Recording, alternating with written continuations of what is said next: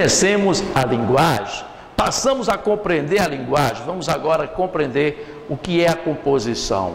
Vamos entender a diferença de composição, tipologia, gêneros. Vamos perceber também texto literário, texto não literário, tá certo até aí? Vamos buscar compreender tudo isso aí. Já adianto, o texto literário é aquele que pertence a uma estética, que possui uma estética.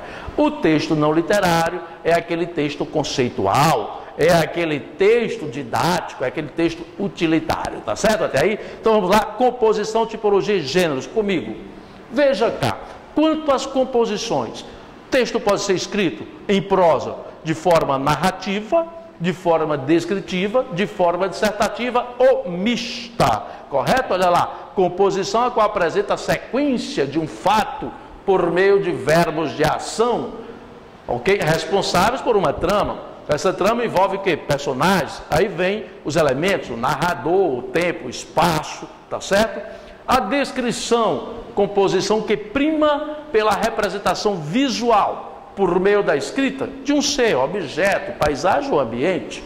Dissertação, texto dissertativo, composição de caráter científico, é isso aí, ninguém cria, ninguém inventa, já existe, a qual pode apresentar uma visão crítica de quem escreve acerca de uma determinada temática, ou tão somente uma informação de caráter puramente pessoal, é a dissertação expositiva informativa, né? Sem que haja posicionamento de quem escreveu. Essas são as composições. E mista, a mista pode ser narrativa dissertativa, ok? Narrativa descritiva, isso é o texto misto.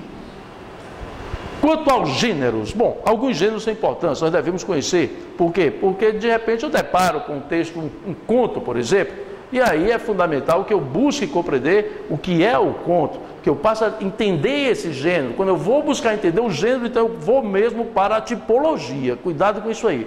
Veja cá, gêneros da narrativa. Crônica, narrativa breve, com um número reduzido de personagens. Registro, claro, flagrante do cotidiano.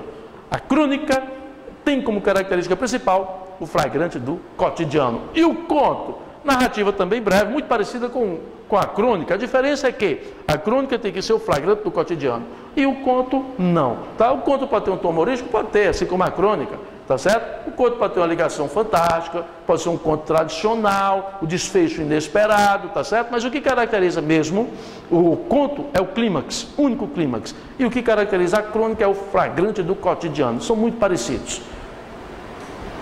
Fábula e apólogo são textos de caráter inverossímil, tá certo? Na verdade, esse texto, ele busca, por meio de uma inverossemelhança, sensibilizar o homem, trazendo para a sua realidade, por meio de quem? Por meio de uma lição de moral. A diferença entre fábula e apólogo é que na fábula eu posso ter personagens, pessoas, animais, objetos. No apólogo as personagens são os objetos, tá certo? Memórias é um texto produzido, claro, em primeira pessoa, texto autobiográfico, é aquele que você escreve a sua vida, tá ok? Memórias de um sapato, eu sou o próprio sapato. Memórias de um sargento de milícia, eu sou o sargento de milícias, tá ok? Memórias de um computador, eu sou o computador. Perfeito até aí?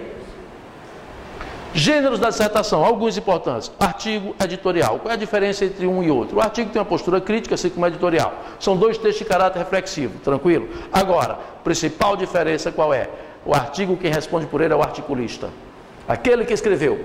O editorial, quem responde por ele é o jornal. Tá certo? É a revista, não é mais quem escreveu.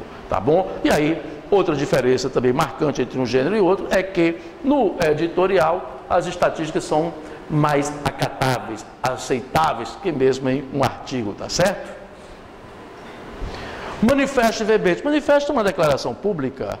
Tá? Agora, veja bem, eu posso escrever um manifesto, você pode escrever um manifesto, só que esse manifesto não pode ser em meu nome ou em seu nome, é em nome coletivo. Eu não posso, somente eu estou sendo prejudicado com alguma ação. Vou fazer um manifesto? Não. Tem que ser a comunidade. Comunidade, a sua comunidade está se sentindo prejudicada. Então você, a partir daí, escreve um manifesto. Né? Por exemplo, uma entidade sindical. Antes de uma greve é fundamental que haja o manifesto. O verbete é um texto conceitual, produzido em um bloco formal único, já foi cobrado em redações de vestibular. Então, bloco formal único por quê? Porque ele tem apenas um parágrafo, mas, mesmo tendo um parágrafo, o verbete me apresenta introdução, desenvolvimento e conclusão, tá certo? Até aí é um texto conceitual. Deve primar inicialmente pela linguagem denotativa, porque o conceito é a introdução do seu verbete, do seu texto, correto? Signo linguístico, denotação e conotação, para o nosso próximo encontro.